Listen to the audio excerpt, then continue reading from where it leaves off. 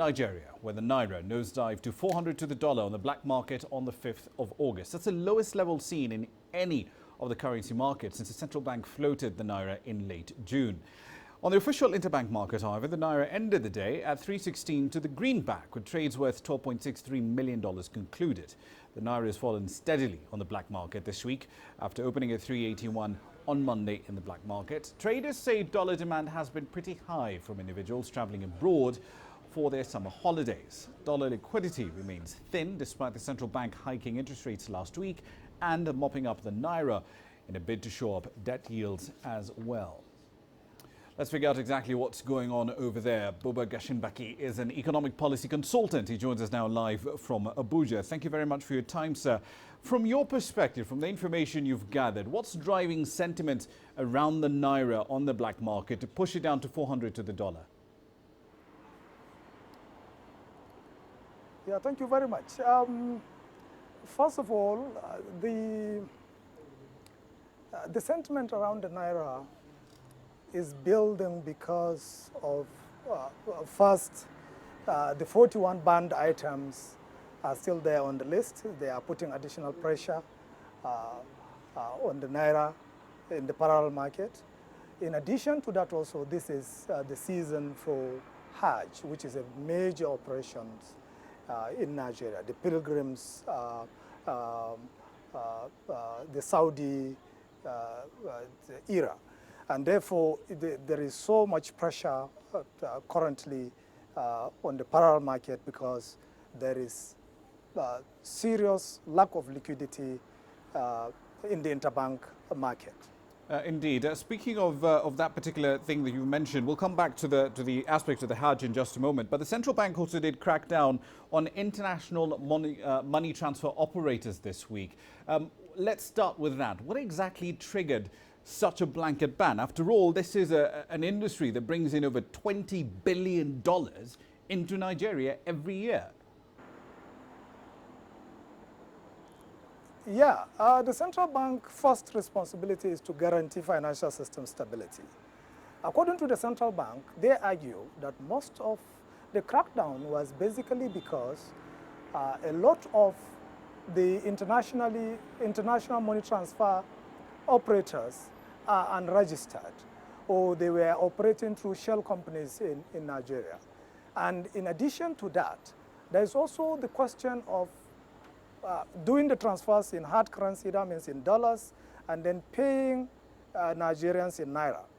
The rule ought to have been that the transfer has to be in same currency, which will now be sold by the receiving bank to the Bureau de change for the direct users. Now, Nigerian money transfer operators have not complied with that regulation from the central bank, and I think the central bank has gotten worried with the piles of problems associated with that. In addition to that as well, the requirement of the central bank is that the international money transfer and their partners will have, such companies must have asset base of more than $1 billion and must have been in operation for more than 10 years. Now, what we've seen over time is that a number of the IMTOs are not complying with those regulations. And I think central bank had to now use the big stick. Speaking of the central bank, they also put limits on how much foreign currency can be bought by pilgrims who are doing the Hajj. This year, they've essentially been put into a band. You can only buy anywhere between $750 to $1,000. In the context that you just mentioned, trying to manage monetary policy stability, what's the purpose of those limits? Yeah, well, it's the concessionary pilgrims allowance it's been there for long. It's just not a new policy. It's not a policy that started now. However, the central bank wants to guard the possibility of money launderers, the possibility of those that do not have legitimate businesses accessing the foreign exchange through the interbank market for other means other than the pilgrim's purpose. So the idea is to regulate that window so that, first of all, the demand is high at this time, and you are quite aware that what has also added additional pressure to the liquidity issue is the fall in price of oil, in addition to the vandalization because of the militancy activities going on in the Niger Delta. Oil production in Nigeria has been reduced by almost more than 1 million barrels per day, and that is a significant loss of revenue for a country, for a mono-economic country like Nigeria that predominantly depends on that. So if you put all this put together, the anti-corruption war, the